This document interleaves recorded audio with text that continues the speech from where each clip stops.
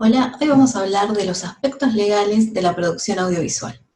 ¿Por dónde empezamos? Bueno, el tema de los derechos es un tema bastante amplio, por eso yo decidí recortar esta exposición a unos temas que considero fundamentales. Uno de ellos es el derecho de autor, que está receptada en la ley 11723. El otro tema es el de los contratos, saber qué son y qué elementos los componen. Y después ver algunos derechos conocidos como derechos personalísimos dentro del Código Civil y Comercial de la Nación, que consisten en el derecho a la imagen, a la intimidad y al honor de las personas, y ver cómo podemos hacer o no uso de ellos en alguna historia nuestra. Es en la etapa de desarrollo de proyecto donde tenemos que pensar en la construcción de una férrea cadena de derechos. Esto sirve para demostrar ante terceros que tenemos todos los derechos patrimoniales que pretendemos transmitir en una comercialización de la obra. Una forma rápida de ver cómo tenemos que pensar en estos derechos consiste en analizar un presupuesto. Ahí vemos los distintos rubros y más allá de asignarles un valor económico a cada uno de estos rubros, también podemos ver ahí que ya empiezan a aparecer todos los derechos o a tener en cuenta todos los contratos que vamos a tener que firmar, ¿sí? Desde contratos civiles con el guionista y el director o directora hasta contratos civiles como alquiler de equipos, alquiler de locaciones, y también vamos a tener que contratar por la ley laboral a todos los técnicos y al elenco. Bien, vamos a detenernos en la etapa de desarrollo del proyecto. Pensemos en el guión. Pensemos si es en un guión de cine o de televisión. En esta etapa podemos contratar a un guionista tanto para que escriba un guión o para adquirir un guión que ya tiene escrito. En segundo lugar, puede darse que el guión se trate, siendo de ficción o documental, sobre la vida de alguien y no sobre un personaje ficticio. En este caso hay que tener en cuenta lo que dice el Código Civil y Comercial sobre los derechos personalísimos. Ahora, en breve, vamos a ver de qué se trata esto. Otro caso que se puede dar es que el guión se base en obras preexistentes, en cuyo caso debo saber si esas obras están en dominio privado o en dominio público. Si están en dominio privado, tengo que pedirle permiso al autor de la obra o a sus herederos, y si está en dominio público, de todas maneras, tengo que pagar para poder utilizar esa obra, porque en Argentina rige lo que se conoce como dominio público pagante. También puede tratarse de un guión que requiera adquirir derechos sobre otras obras, como pueden ser, además de obras literarias preexistentes, el caso de tener que emplear cuadros, canciones, esculturas, es decir, cualquier otra obra protegida por el derecho de autor. Como dije antes, tener muy en cuenta el derecho de terceros sobre sus obras, su imagen y sobre su historia personal. Muchas veces también lo que podemos llegar a usar en nuestra historia está protegida por la ley de marcas o por la ley de patentes. También hay que tener cuidado con esas inclusiones. Otro punto importante a tener en cuenta, y sobre todo en el documental, es el ejercicio de la libertad de expresión, que es un derecho receptado en la Constitución Nacional y por varios pactos que forman parte de nuestra Constitución. Veamos brevemente en qué consisten estos derechos. Derecho de imagen, de voz, el derecho a la intimidad, a la dignidad y al honor. La utilización de la historia de otras personas en la obra audiovisual. Por motivos tanto de respeto al otro como por cuestiones de producción y comercialización, siempre es conveniente contar con la correspondiente autorización. El artículo 52 dice que en caso de afectarse la dignidad de las personas, ésta puede reclamar la prevención y reparación de los daños sufridos. Esto quiere decir que podemos sufrir una demanda por parte de la persona que se sienta menoscabada o menospreciada en su dignidad. El artículo 53 dice por su parte, y hablando del derecho a la imagen, que para captar o reproducir la imagen o la voz de una persona, de cualquier modo que se haga, es necesario contar con su consentimiento.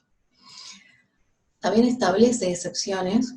Una de las más importantes sería que esa persona sea partícipe en un acto público, ¿sí? Si capto imágenes en la calle, en medio de un accidente, en una marcha, en ese caso no tendríamos que requerir su consentimiento. En el caso de personas fallecidas, cuando estamos usando fotografías, ¿sí? Pueden prestar su consentimiento sus herederos o las personas designadas por el causante para poder hacer uso de ellas.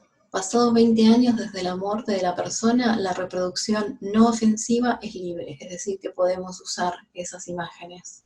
La libertad de expresión.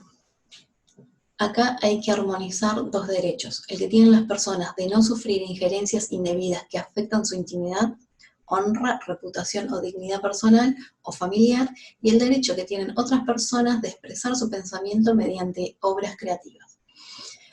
Este derecho está garantizado por el artículo 14 de nuestra Constitución Nacional y también por el Pacto de San José de Costa Rica, que dice en su artículo 13 que toda persona tiene derecho a la libertad de pensamiento y de expresión. Este derecho comprende la libertad de buscar, recibir y difundir informaciones e ideas de toda índole, ya sea oralmente, por escrito, o en forma impresa o artística, o por cualquier otro procedimiento de su elección. El ejercicio del derecho previsto en el inciso precedente no puede estar sujeto a previa censura, sino a responsabilidades ulteriores. En caso de conflicto, va a ser un juez quien va a resolver posteriormente la situación.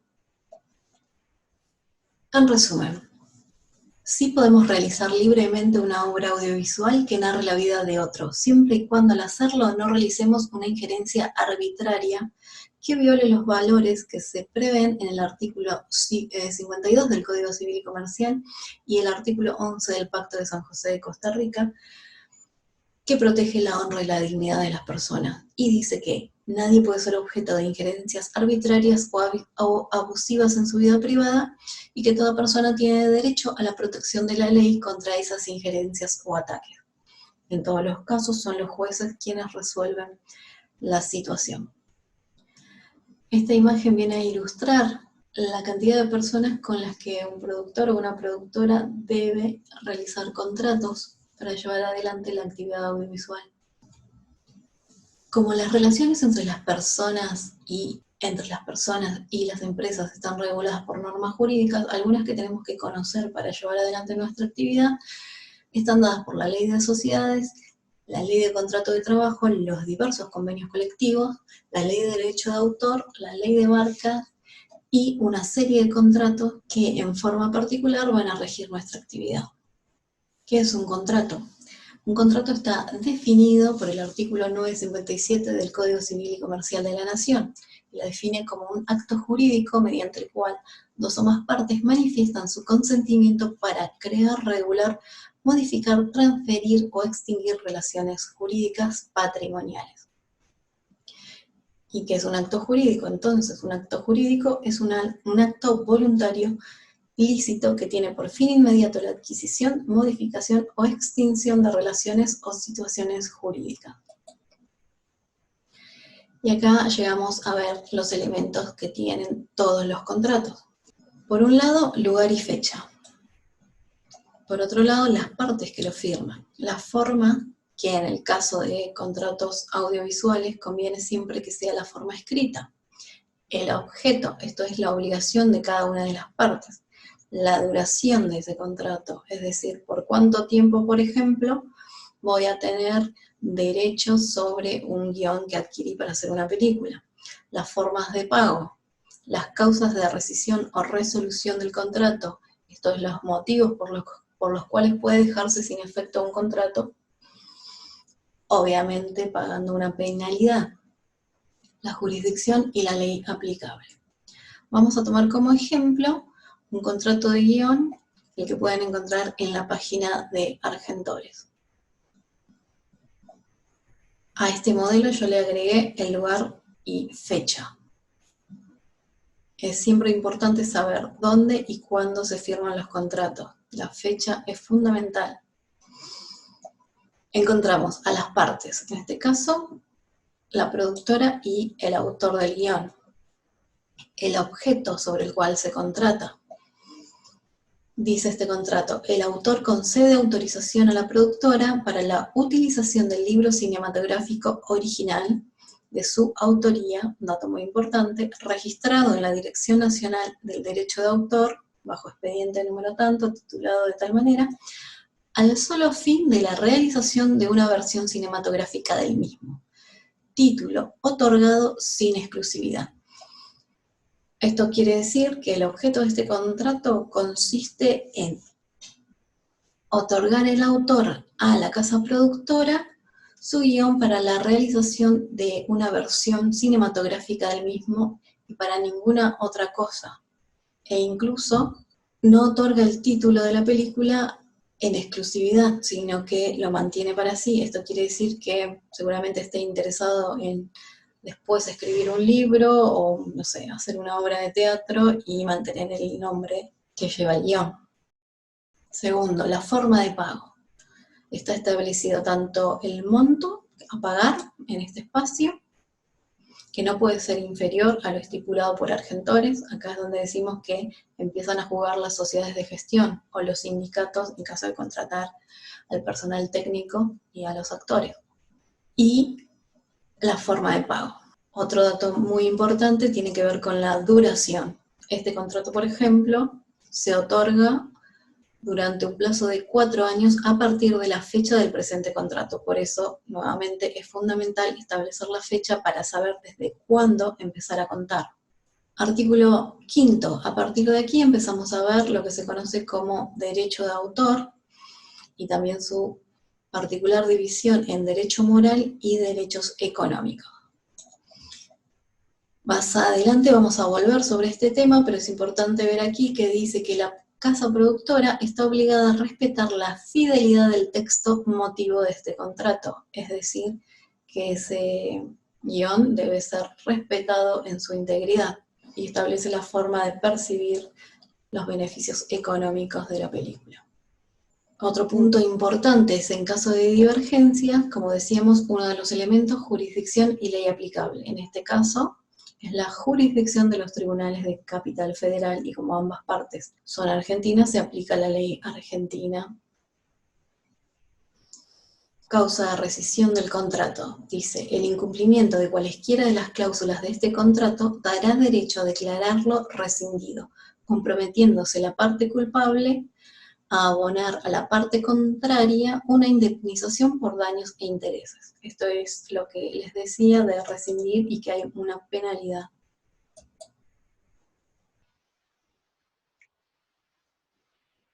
Bien, ahora vamos a hablar de propiedad intelectual. Es el tema central de esta charla. La propiedad intelectual está receptada en el artículo 17 de la Constitución Nacional, que dice, todo autor o inventor es propietario exclusivo de su obra, invento o descubrimiento por el término que le acuerde la ley. Vamos a ver en particular qué es el derecho de autor que está en la ley 11.723. Por propiedad intelectual se conoce tanto el conjunto formado por la propiedad industrial y las marcas que se registran en el Instituto Nacional de Propiedad Industrial, protegiendo invenciones, patentes, marcas, etc.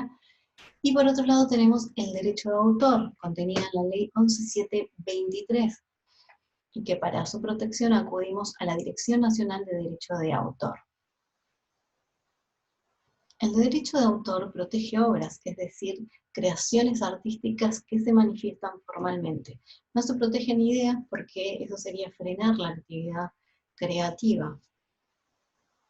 El derecho de autor es la rama del derecho que protege la relación que existe entre el autor y su obra. Nace en el momento mismo de la creación. Una obra para ser protegida requiere de originalidad, esto es, la particular expresión que tiene esa obra, la posibilidad de diferenciarse de cualquier otra, la combinación novedosa que tengan los elementos, ¿sí?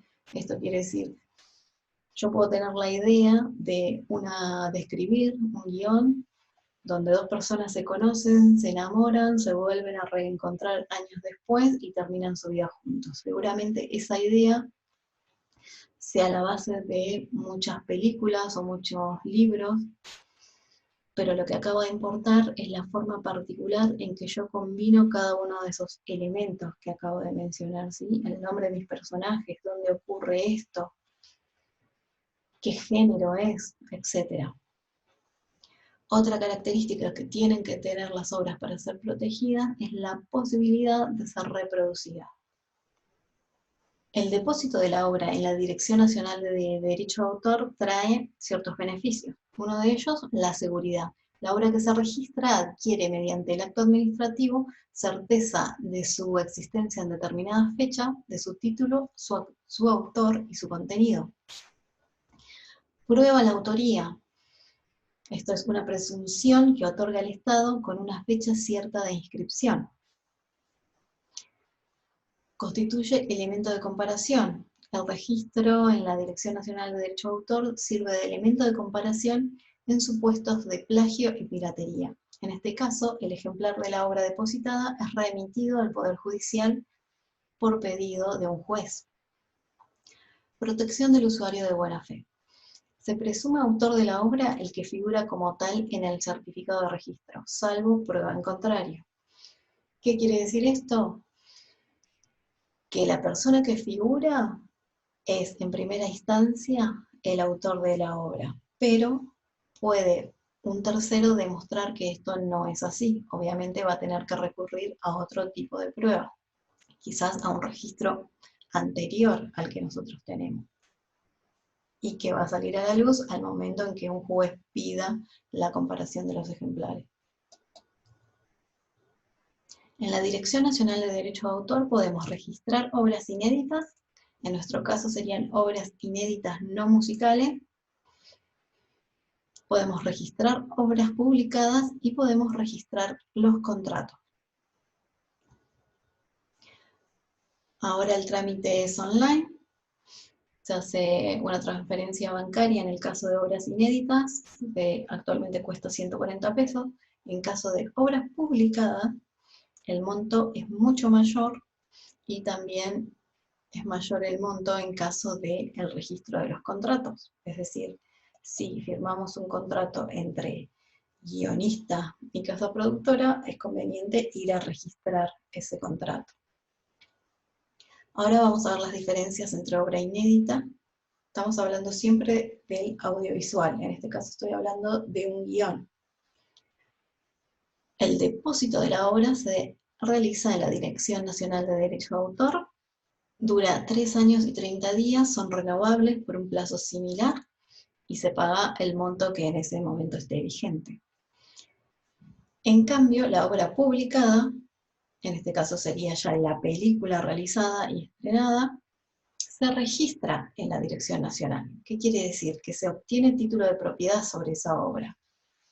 En el caso de la obra inédita era solo un depósito, porque se hace a sobre cerrado y firmado, nadie ve lo que contiene ese sobre, solo se saca a la luz al momento de ser pedido en un caso judicial. En cambio, la obra publicada es un registro que me otorga propiedad, como podríamos tener propiedad sobre un inmueble o sobre un automotor. Lo considerable en este caso es que para hacer este registro tengo que pagar el 0,3% del costo industrial de la película. Ustedes que ya realizaron el presupuesto de sus proyectos, calculen el 0,3% del costo y van a ver que es un número bastante elevado. Bien, llegamos a un punto importante. El derecho de autor reconoce y protege dos subtipos de derechos, los derechos morales y los derechos patrimoniales. Los derechos morales son los derechos a la divulgación o lo inédito. Esto quiere decir que el autor decide cuándo y en qué forma da a conocer su obra. El derecho de paternidad, esto es que se lo mencione en el modo en el que él decida cómo va a figurar en su obra. Puede ser su nombre real, un seudónimo e incluso puede mantenerse como anónimo. El tercer derecho de esta categoría es el derecho de integridad. Esto es la imposibilidad de mutilar o alterar la obra por parte de terceros. Los derechos patrimoniales son los derechos de reproducción, distribución, derecho de transformación y el derecho de la comunicación al público. El de reproducción tiene que ver con la fijación de la obra en algún soporte y la posibilidad de hacer copias. El derecho de distribución se refiere a la transferencia de copias o soportes por medio de una venta o cualquier otro medio de circulación de ejemplares físicos. El derecho de transformación se da cuando se modifica o se adapta la obra, pero con la autorización del autor. Por otro lado tenemos el derecho de comunicación, que se trata de hacer accesible al público la obra, ya sea por el teatro, el cine, la televisión, internet y todo otro medio que pueda existir en adelante. ¿Qué características tienen estos derechos? Bueno, los derechos morales están siempre en cabeza del autor de la obra, son extrapatrimoniales, no se puede pagar un precio económico por ello, están indisponibles, son irrenunciables y perpetuos. Es decir, aún en caso de muerte del autor, esos derechos van a seguir correspondiéndoles y pueden ser defendidos por sus herederos.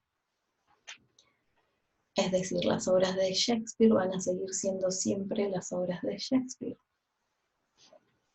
Derechos patrimoniales corresponden a la explotación económica de la obra. Estos pueden cederse, licenciarse y tienen un límite temporal. Generalmente está establecido por ley o es lo que las partes puedan pactar respetando siempre ese límite establecido por ley. Duración de la protección. Como dijimos, los morales son perpetuos. Los derechos patrimoniales están limitados en el tiempo. El artículo 5 de la ley dice que la propiedad intelectual sobre sus obras corresponde a los autores durante toda su vida y a sus herederos o derechohabientes hasta 70 años contados a partir del 1 de enero del año siguiente al de la muerte del autor. En los casos de obras en colaboración, este término comenzará a contarse desde el 1 de enero del año siguiente al de la muerte del último colaborador. Vencido el plazo, la obra entra en el dominio público. En Argentina, recordemos, el dominio público es pagante. El cine, como es una obra en colaboración, tiene un plazo de 50 años, contados desde el fallecimiento del último de sus colaboradores. Estos colaboradores están enumerados en el artículo 20 de la ley 11.723, que es la ley de derecho de autor de la que estamos hablando. Ahora tenemos que hacer una diferencia muy importante entre autor y titular. Autor de la obra es el creador. Titular, en cambio, es aquel que adquiere un derecho sobre la obra. El autor también es titular de su obra, es el titular natural u original de la obra, pero también pueden ser titulares sus herederos o sus derechohabientes y los que adquieran permiso del autor para poder hacer alguna traducción, alguna modificación, alguna adaptación, etc. Dijimos que el cine es una obra en colaboración. Esto está receptado en el artículo 20 de la ley, que dice que, salvo convenios especiales, todos los colaboradores gozan de los mismos derechos. Estos colaboradores son el autor del argumento, el productor y el director de la película. El director de la película fue incluido como uno de los colaboradores recién en el año 2004. Otro colaborador que menciona la ley es el caso de obra cinematográfica musical, e incorpora a la figura del compositor. Tengamos en cuenta y recordemos que la obra audiovisual no se vende, se ceden los derechos sobre la obra. Los derechos cesibles son de comercialización, esto es en relación a un distribuidor o un agente de ventas.